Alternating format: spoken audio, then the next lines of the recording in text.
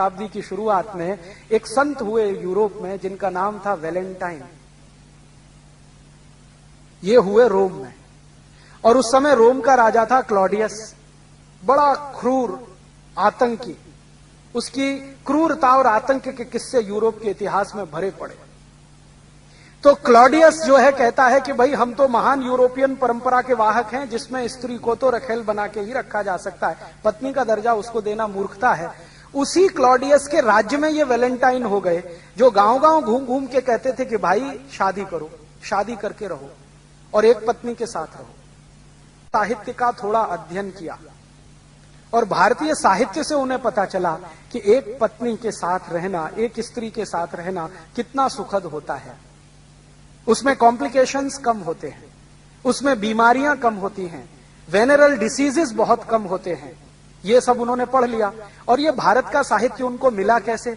ये मिला इस तरीके से कि भारत का व्यापार बहुत चला है यूरोप के लोगों के साथ वाया अफ्रीका। 5वीं शताब्दी की शुरुआत में और 4वीं शताब्दी के अंत में वैलेंटाइन को भारत का कोई शास्त्र मिल गया, उसका उन्होंने अध्ययन कर लिया। अध्ययन करके पता चला कि भारत की परिवार व्यवस्था कुछ इस तरह की है, तो उन्होंने भरपूर प्रचार किया पूरे रोम में घूम घूम कर कि शादी करो, शादी के बाद रहो। तो वैलेंटाइन मशहूर हो गए रोम में शादी कराने के लिए। तो वो क्या करते थे? व्याख्यान देते थे गांव गांव जाके और लोगों को समझाते थे शादी करने के क्या फायदे हैं और शादी करने के बाद शारीरिक संबंध रखने के क्या फायदे हैं, वो सब समझाया करते थे।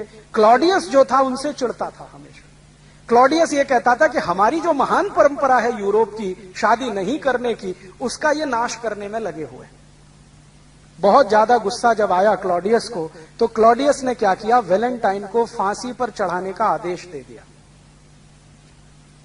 राजा जो होता था वो कोई भी आदेश दे सकता था, राजा के मुंह से निकले हुए शब्द ही कानून माने जाते थे। तो क्लॉडियस ने वैलेंटाइन को फांसी पे चढ़ाने का आदेश दे दिया और 14 फरवरी सन 498 को वैलेंटाइन को फांसी पर चढ़ा दिया गया। अब हुआ क्या कि जिन लोगों की शादियां कराई थी वैलेंटाइन ने, वो सब दुखी हो गए और वो सब इकट्ठे हुए। और यूरोप में आपको शायद मालूम है या नहीं, सन 1950 तक फांसी देने की परंपरा खुले मैदान में होती थी। दंड जो है ना फांसी जैसा, वो सबके सामने दिया जाता था। तो क्लॉडियस ने जानबूझकर क्या किया कि जिनकी शादियां करा दी थी वैलेंटाइन ने, वैलेंटाइन वैसे चर्च में पादरी थे, तो वो क्या करते थे? चर्च में लाके शादियां कराते थे बच्चों की। तो जिनकी शादियां कराई थी क्लॉडियस ने उन सबको इकट्ठा करके उनके सामने क्लॉडियस के अधिकारियों ने वैलेंटाइन को फांसी पे चढ़ा दिया। तो उनके जो चेले चपाटे थे वैलेंटाइन के, वो सब बहुत दुखी हुए। तो उनके दुखद याद में 14 फरवरी 498 से उन्होंने वैलेंटाइन डे मनाना शुरू कर दिया। तो उस दिन से यूरोप में वैलेंटाइन डे मनाया जाता है। माने वैलेंटाइन एक ऐसे व्यक्ति जो शादियां कराते फिरते थे, उनको चूंकि राजा ने फांसी की सजा दे दी, तो उनकी याद में वैलेंटाइन डे मनाया जाता है। ये है वैलेंटाइन डे की हिस्ट्री का उनका पारिवारिक जीवन। अब हमारे यहां ये जो वैलेंटाइन आ गया है, स्कूलों में, कॉलेजों में बड़े धूमधाम से मनाया जा रहा है और हमारे लड़के लड़कियां बिना सोचे समझे एक दूसरे को कार्ड दे रहे हैं।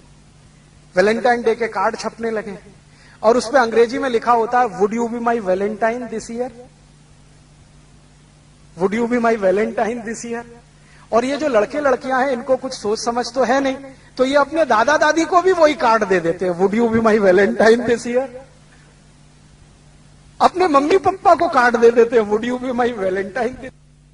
फिर उन कॉन्वेंटों में बड़ी बड़ी विचित्र विचित्र चीजें सिखाई जाती हैं। आजकल सिखाया जाता वैलेंटाइन डे, सेलिब्रेट करो वैलेंटाइन डे। ये वैलेंटाइन का किस्सा क्या है? वैलेंटाइन का किस्सा ये है कि यूरोप में, मैंने कहा ना, बच्चों को साथ रखने की परंपरा नहीं है। ऐसी ही एक बहुत खराब परंपरा है बिना शादी के साथ रहने की। एक शब्द चलता है यूरोप में, लिव इन रिलेशनशिप, माने शादी तो करनी नहीं है लेकिन साथ में रहना है। और ये क्यों ऐसा है? इसमें छुटकारा आसान है, सवेरे किया शाम को निकल गए, कहीं दूसरे के घर में घुस गए, फिर तीसरे के, फिर चौथे के। तो जैसे कुत्ते घूमते रहते हैं ना, ऐसे। लिव इन रिलेशनशिप माने कुत्ता संस्कृति। लेकिन मुझे कई बार लगता है भारतीय कुत्तों से भी ज्यादा खराब यूरोपियन कुत्ता संस्कृति। भारतीय कुत्ते फिर भी थोड़े वफादार हैं, यूरोप वाले तो उतने भी नहीं है। तो ये लिव इन रिलेशनशिप का चक्कर बहुत है। और आपको सुनकर आश्चर्य होगा कि पहले से और आज तक यूरोप की 70% प्रजा बिना शादी के रहती है, बिना शादी के रहते। आप अभी भी जाके देख लो, लंदन में, पेरिस में, कहीं भी। अमेरिका में तो ये प्रतिशत 78% है, बिना शादी के रहते हैं। अब बिना शादी के रहते हैं तो पत्नियां बदलती हैं, माफ करो पत्नी तो हो ही नहीं सकती, स्त्रियां बदलती रहती हैं। उनको वो विचित्र विचित्र नामों से संबोधित करते हैं। इंग्लैंड में एक नाम चलता है Mrs Lloyd, Mrs Topno, Mrs ये, मिसेस वो, माने ये उसकी रखेल है जिसके नाम से कहा। मिसेस माने पत्नी को छोड़कर कोई भी महिला जिसके साथ आप बिस्तर शेयर करते हैं वो सब मिसेस होती है। तो वहां तो ये है सारा खेल, स्त्रियां तो शादी के बिना, पुरुष तो शादी के बिना। तो कभी कभी बीच बीच में यूरोपियन लोगों को कुछ अच्छे विचार भी आ जाते हैं। तो 4वीं शताब्दी में, आज से लगभग 1600 साल पहले, एक व्यक्ति पैदा हो गए रोम में, उनका नाम था वैलेंटाइन। वो चर्च के पादरी हो गए। उन्होंने भारत का साहित्य कुछ पढ़ा। भारतीय साहित्य बहुत जगह फैला है, हम सब जानते हैं। तो वो पढ़ लिया, उनके विचार बदल गए। उनका कहना है कि सबको शादी करके ही रहना चाहिए। और वो प्रचार करने लगे गांव गांव घूम के कि भाई शारीरिक संबंध बनाओ तो पहले शादी करो। तो राजा जो था उस समय, क्लॉडियस नाम का एक राजा था रोम में, वो कहता था आप ये क्या बकवास करते हैं। वो कहते थे ये बकवास नहीं है, बहुत अच्छी जीवन पद्धति है, पूर्वी भारत में, पश्चिम भारत में सब जगह यही चलती है, वहां के लोग बहुत अच्छे हैं, स्त्रियां बहुत अच्छी हैं, आप भी अगर इसमें आ जाओ तो बहुत अच्छा होगा, बीमारियां कम हो जाएंगी वगैरह वगैरह, समाज व्यवस्थित हो जाएगा। तो वो घूमते थे गांव गांव, प्रचार करते थे भाई शादी करो, शादी करो, शादी करो। और राजा जो होता था वो रोकता था कि शादी क्यों करना, हमारी तो परंपरा है बिना शादी के रहना। तो राजा और वैलेंटाइन का झगड़ा चलता था। तो वैलेंटाइन साहब क्या करते थे कि जो भी शादी करने को तैयार हुआ उसको अपने चर्च में बुलाते थे और उसकी शादी करते थे। ये सिलसिला उन्होंने 20-25 साल चलाया। अब वो राजा बहुत परेशान हो गया, तो एक दिन उसने वैलेंटाइन को फांसी पर लटकाने का आदेश दे दिया। तो 14 फरवरी सन 498 को वैलेंटाइन को फांसी पर लटका दिया गया। तो जिनकी उन्होंने शादियां कराई थी वो बहुत दुखी हो गए, तो उनकी याद में उन्होंने वैलेंटाइन डे मनाना शुरू कर दिया। तो ऐसे वैलेंटाइन डे आया।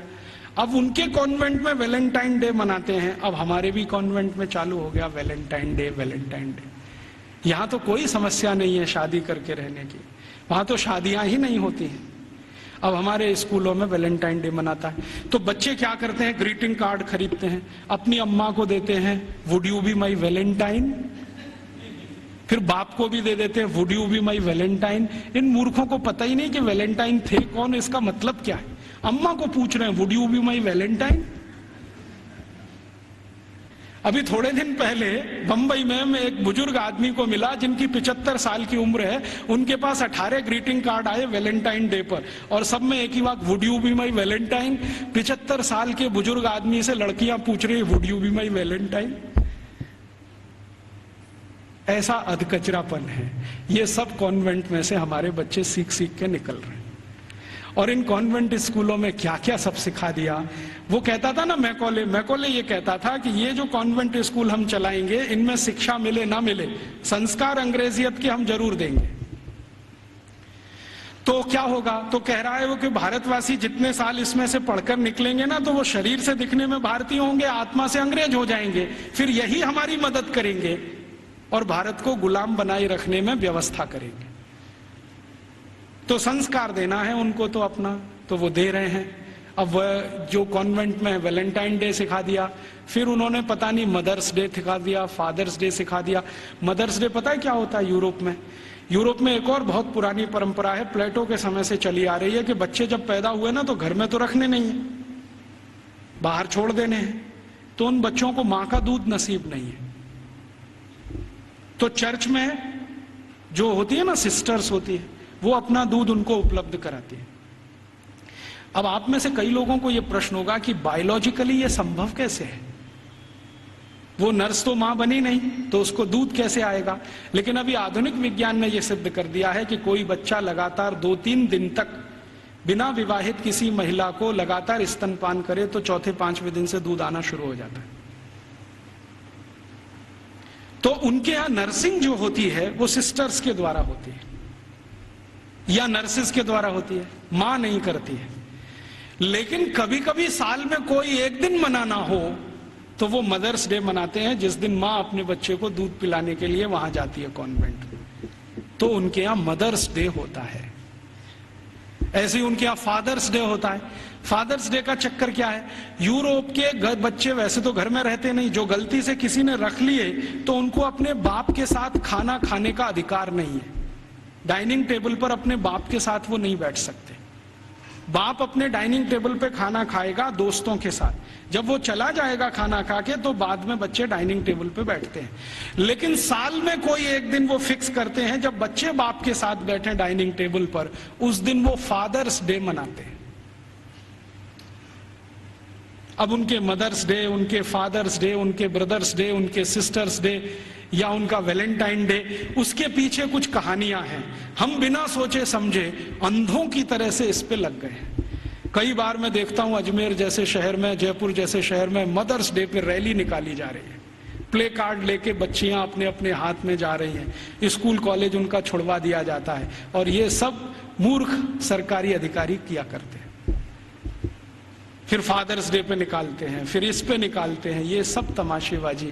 ये मैकॉले हमारे यहां छोड़ के गया, और वो बार बार कहता था कि हमें संस्कार देना है, शिक्षा दे पाए ना दे पाए वो महत्व का नहीं, अंग्रेजियत का संस्कार देना है। तो वो दे गया। अब वो हमारे खून में घुस गया, और इतना घुस गया है कि कुछ समझ में नहीं आता ये निकले कैसे।